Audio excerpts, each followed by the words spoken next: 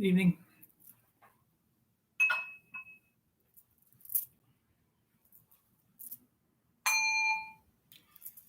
We'll begin with the verse of the Kesa.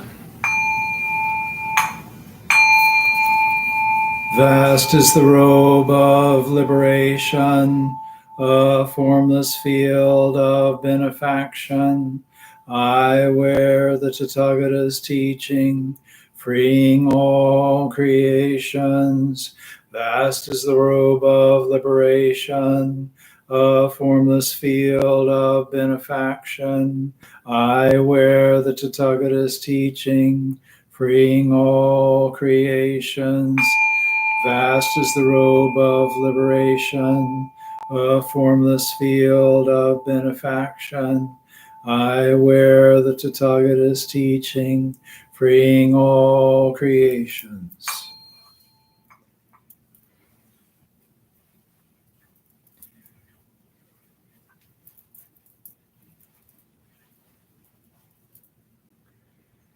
Gata of Atonement.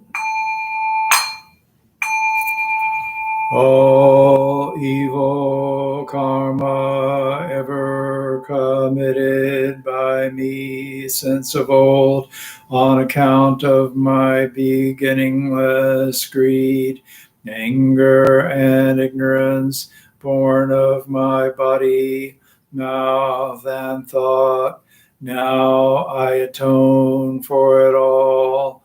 All evil karma ever committed by me since of old, on account of my beginningless greed, anger, and ignorance, born of my body, mouth, and thought, now I atone for it all.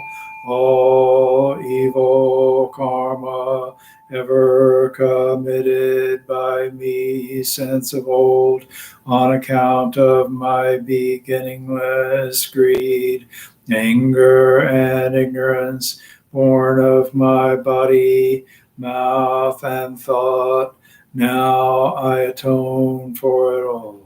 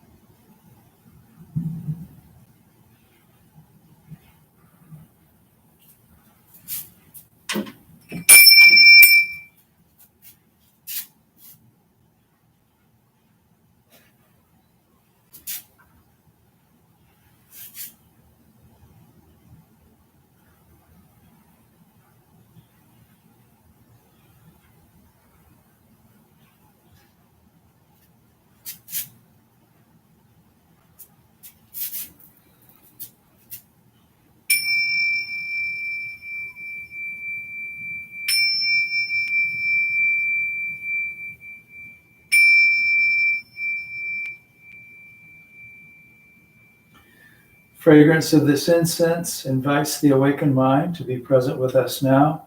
Fragrance of this incense fills our room, protects and guards our minds from wrong thinking.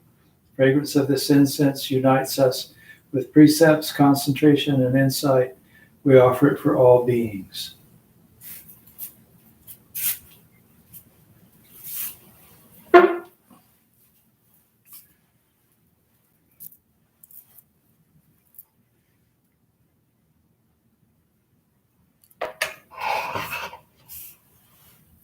There it goes. Took the wax a little time to get moving in the wick. Homage to the Buddha. Namo tassa bhagavato arahato samma sambuddhassa. Namo tassa bhagavato arahato samma sambuddhassa. Namo tassa bhagavato arahato samma sambuddhassa. I go to the Buddha for guidance. I shall become one with the Buddha. I resolve that I shall each day follow the way of life he laid down for us to walk and awaken to his supreme wisdom. I go to the Dharma for guidance. I shall become one with the Dharma. The gates of Dharma are manifold. I vow to enter them all.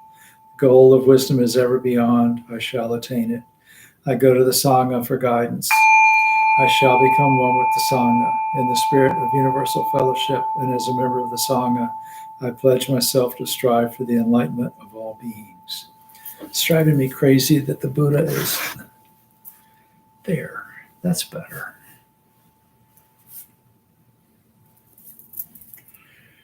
The Metta Sutta. This is what should be done by one who is skilled in goodness and who knows the path of peace. Let them be able and upright, straightforward and gentle in speech, humble and not conceited, contented and easily satisfied, unburdened with duties and frugal in their ways, peaceful and calm and wise and skillful, not proud and demanding in nature. Let them not do the slightest thing that the wise will later reprove. Wishing in gladness and in safety, may all beings be at ease. Whatever living beings there may be, whether they are weak or strong, omitting none, the great or the mighty, medium, short or small, the seen and the unseen, those living near and far away, those born and to be born, may all beings be at ease. Let none deceive another or despise any being in any state. Let none through anger or ill will wish harm upon another. Even as a mother protects with her life her child, her only child, so with a boundless heart should one cherish all living beings. Radiating kindness over the entire world, spreading upward to the skies and downward to the depths, outward and unbounded, freed from hatred and ill will, whether standing or walking, sitting or lying down, free from drowsiness, one should sustain this recollection. This is said to be the sublime abiding. By not holding to fixed views, the pure-hearted one, having clarity of vision, being freed from all sense desires, is not born again into the world of suffering. May I be happy and well. May no harm come to me. May I learn compassion. May all my friends, family, and those I love be happy and well. May no harm come to them. May they learn compassion. May all those troubled in body, mind, and spirit be happy and well. May no harm come to them. May they learn compassion. May all those who have hurt me in body, mind, and spirit be happy and well. May no harm come to them. May they learn compassion. May all those I have hurt in body, mind, and spirit be happy and well. May no harm come to them. May they learn compassion. May all my enemies be happy and well. May no harm come to them. May they learn compassion. May all living beings be happy and well. May no harm come to them. May they learn compassion.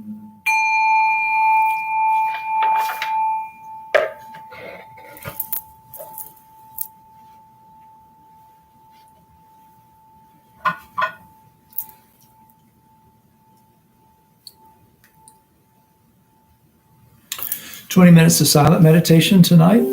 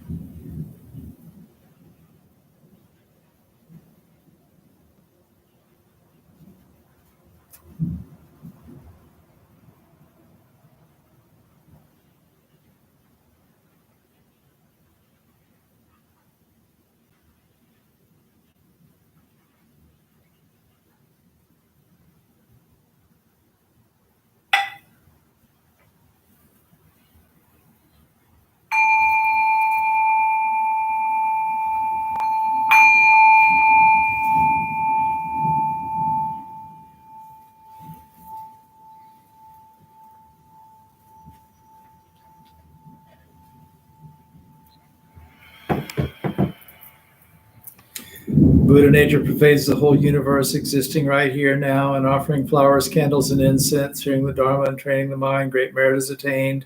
We dedicate this merit to the great Master Shakyamuni Buddha, the all-pervading and everlasting three treasures, to the 16 guardians of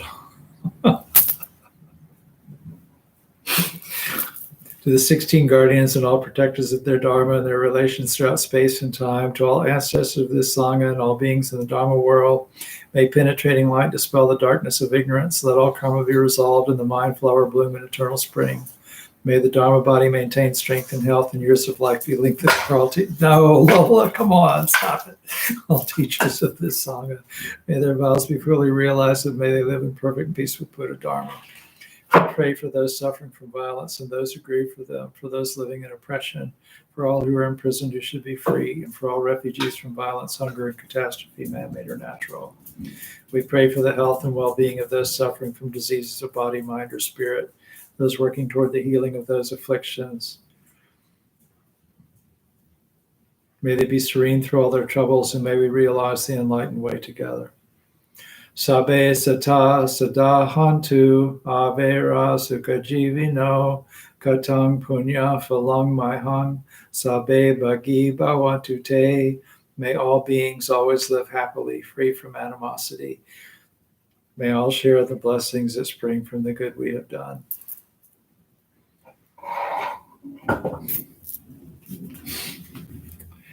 Yeah.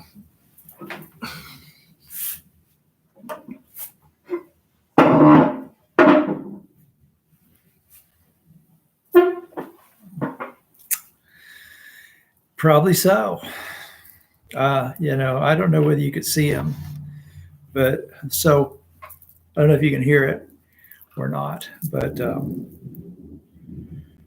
there's a thunderstorm here where I am.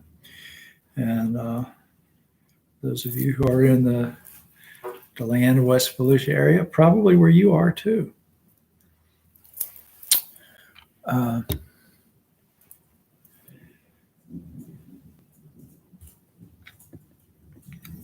I'm trying something tonight. Let's see how this works.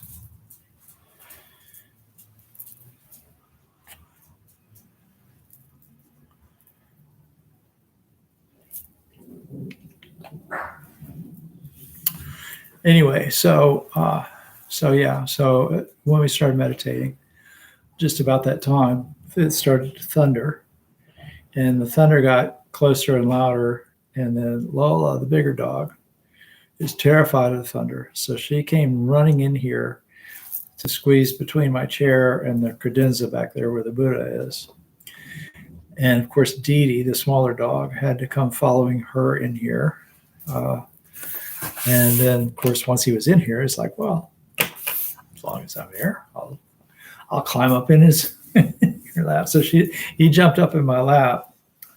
And went to sleep. He sleeps in my lap a lot in the morning when I'm meditating in here.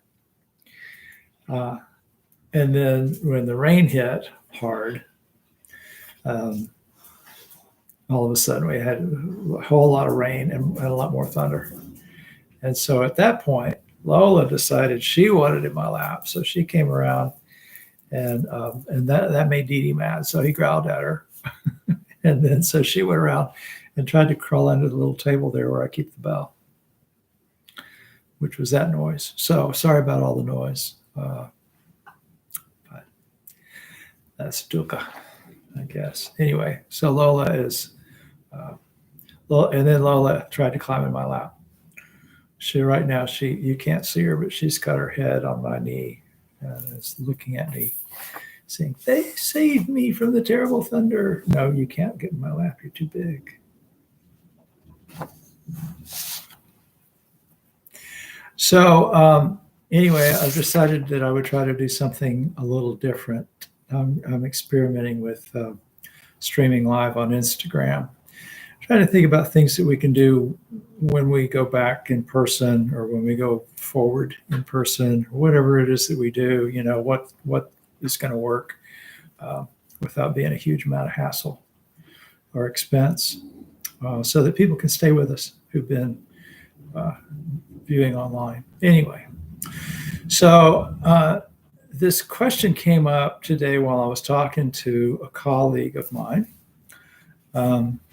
They had been reading a book by this teacher. I don't know who it was. I don't think he's a Buddhist. I think he's kind of a general, spiritual teacher. Anyway, we were talking about accepting suffering and dealing with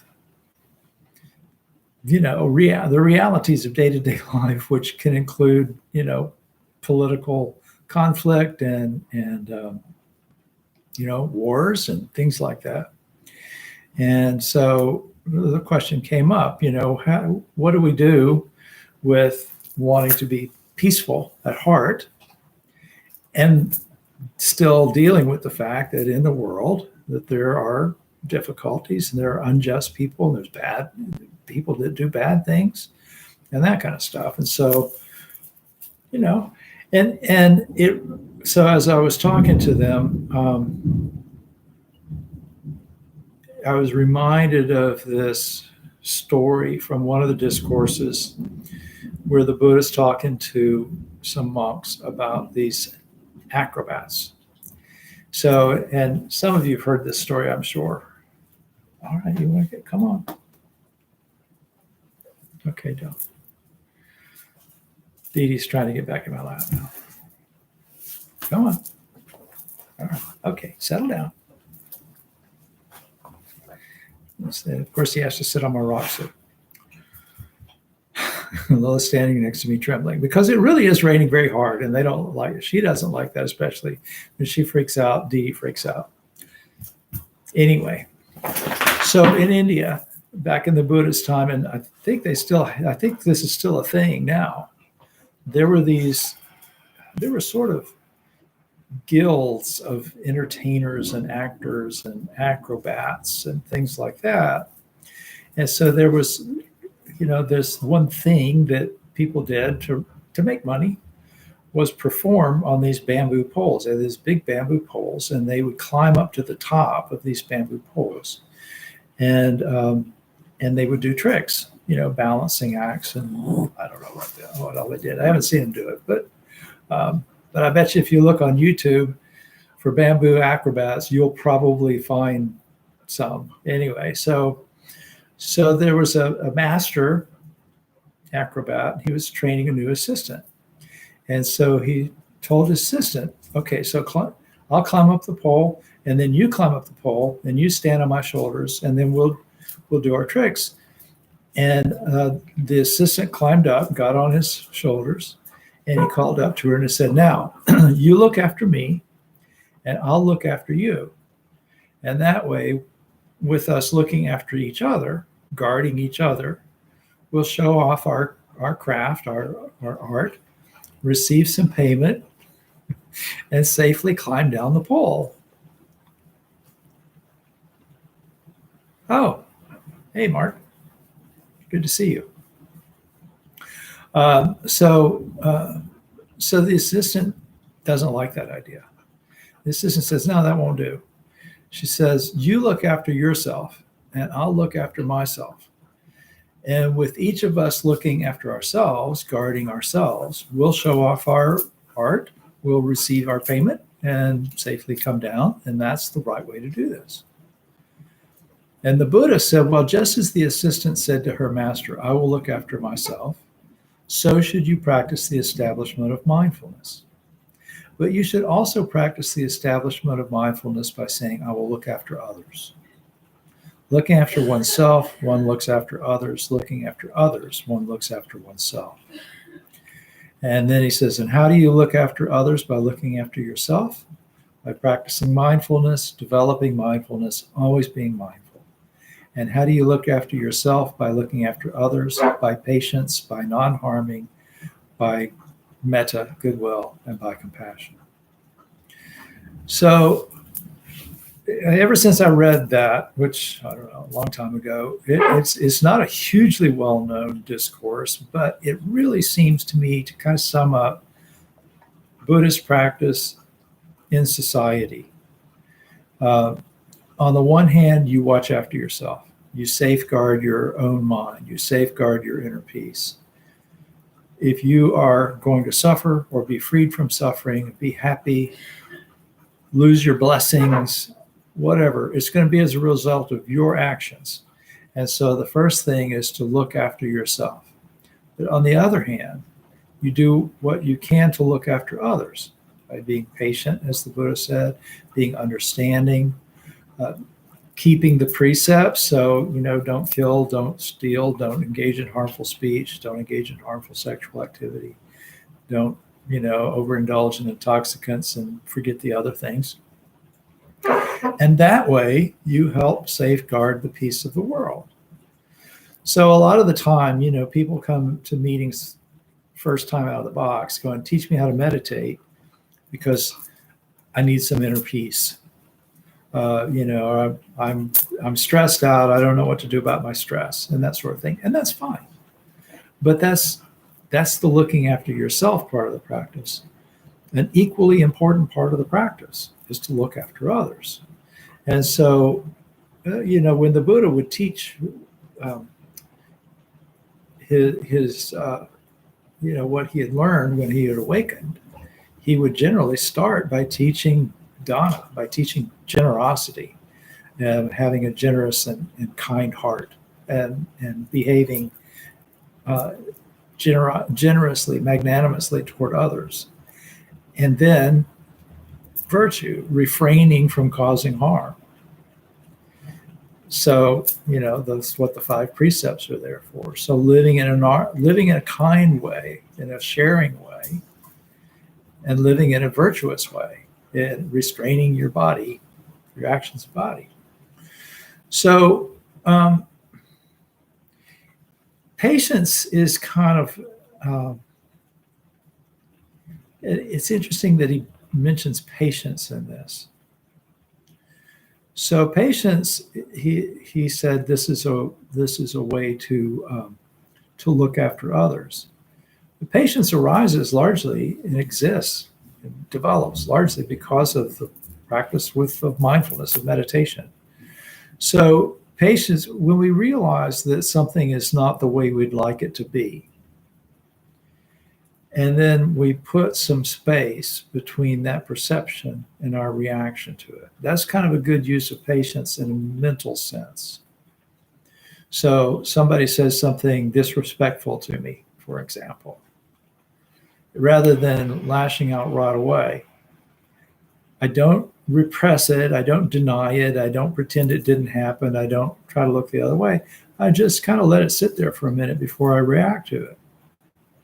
And then I can determine whether it's worth reacting to or not, and what would be an appropriate reaction. And when you do react, you react in ways that minimize harm. If you put that space between perception and reaction, we can remind ourselves that everyone is motivated by the desire for happiness and the desire to be free from suffering. And so the injustices that happen, the disrespectful things, and so on, come from that place. I want to be happy and I don't want to have to suffer. I was actually talking about this with regards to things like,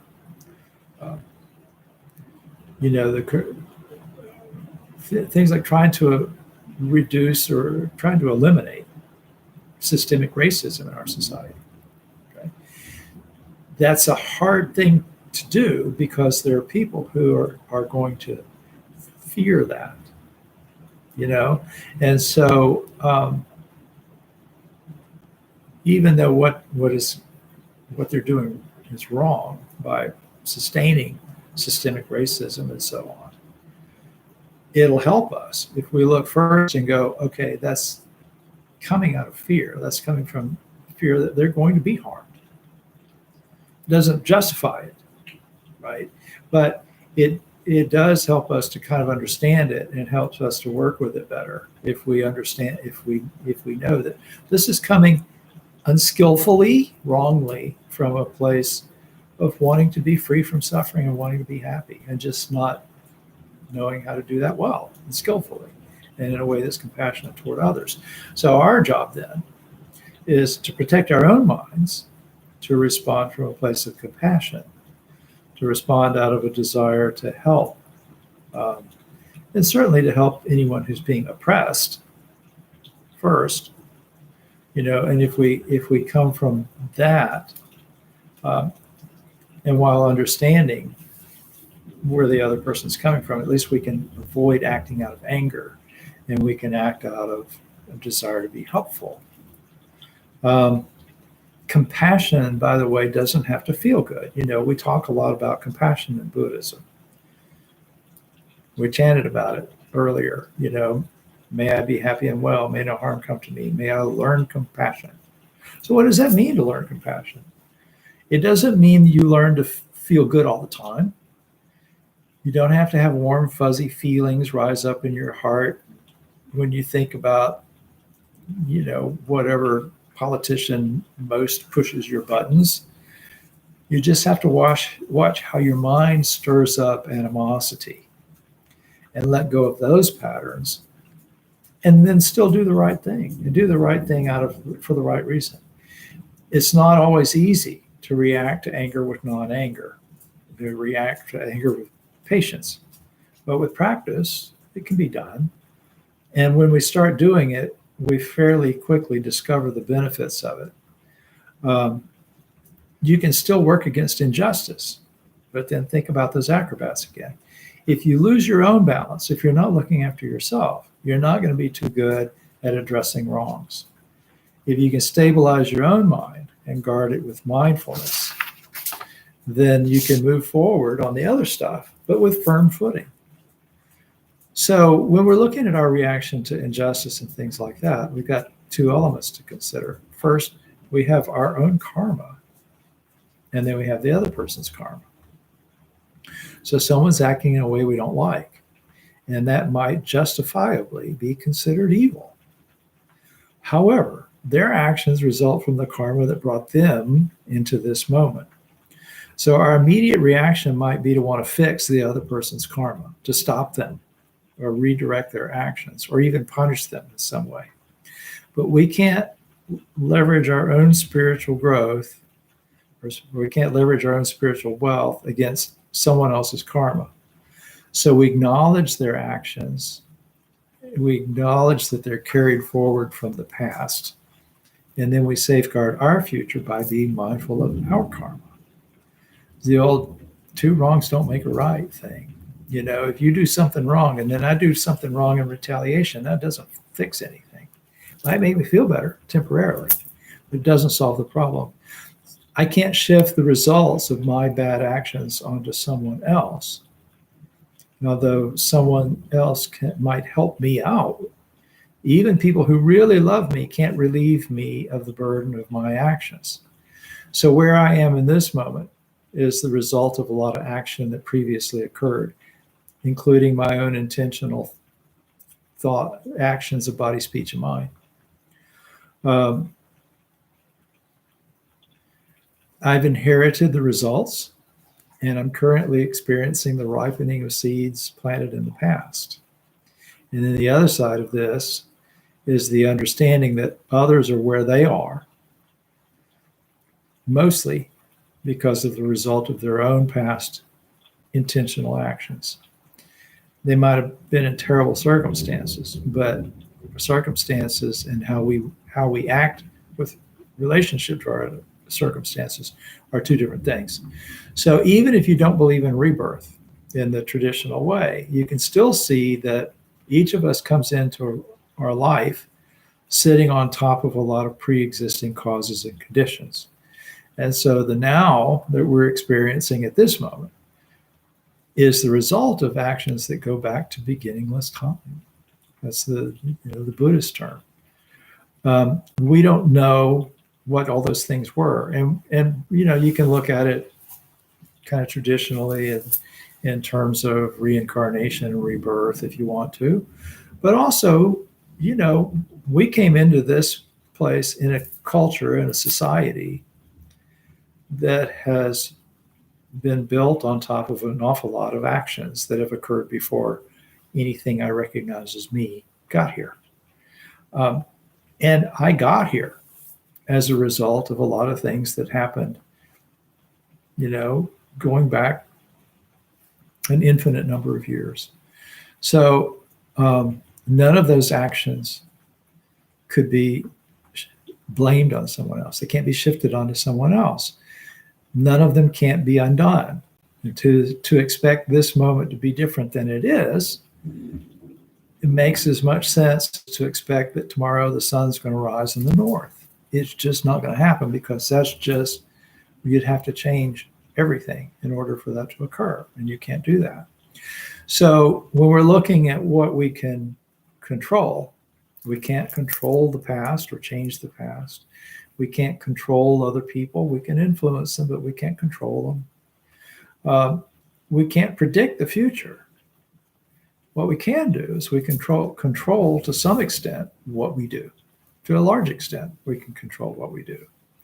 And so that can serve to us as a reminder, as much as possible, to do what the Buddha said: do good, avoid evil, purify the mind. When you purify the mind, you come to know what's going on in your mind better. And so your actions are going to come from a place where the intentions are to create good, not to cause harm. So if you think of yourself at your best, when you're at your best, what kind of person are you? And you can do a lot of good if you look at that best person that you can be. We can't undo the negative actions of the past, but we can dilute its effects through good actions in the present. Now, how does that work out in society? So, if we can dilute some of the effects of past negative karma, social karma, sort of collective karma, by putting good collective karma out there. Then, and that's a compassionate thing to do. You're not locking people up or standing them up in front of a firing squad or anything like that as a way of retaliation. Putting goodness out there.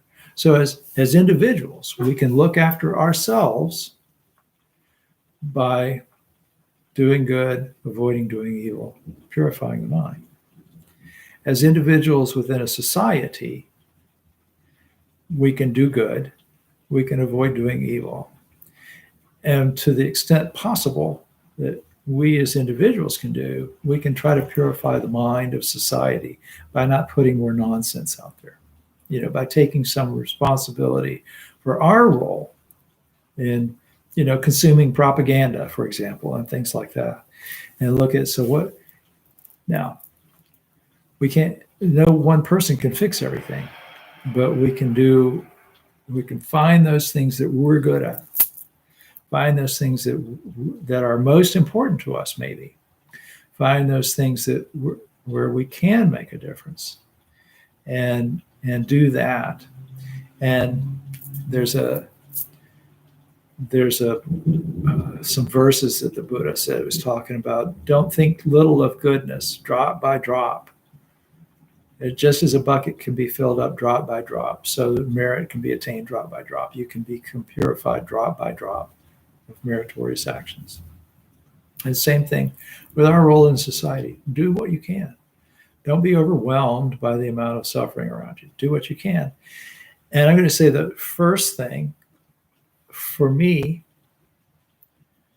I found it a lot easier to deal with the conditions of the world when I remembered that my purpose is to seek enlightenment for the benefit of others. If I keep coming back to that, if that's what grounds me, then I'm working from a place of compassion and Bodhi mind and all of those kind of fancy Buddhist terms first. That doesn't mean that I don't have to do the other stuff, but I can do it from a place of enlightenment, not from a place of anger or fear. So anyway, I hope that was useful to you. And That's all I had tonight. So I'll see you tomorrow on Zoom, those of you who come on Zoom. And I will not be at White Sands this Sunday. I'll be at Ravine State Gardens in Palaca, where it's probably going to be really hot, but I'll be in the shade. It's okay. And I'm going to be talking about the chalice as a metaphor for spiritual practice, which is kind of a neat topic. So, questions, comments, concerns? I don't see anything. Thank you for joining me. Have a great night.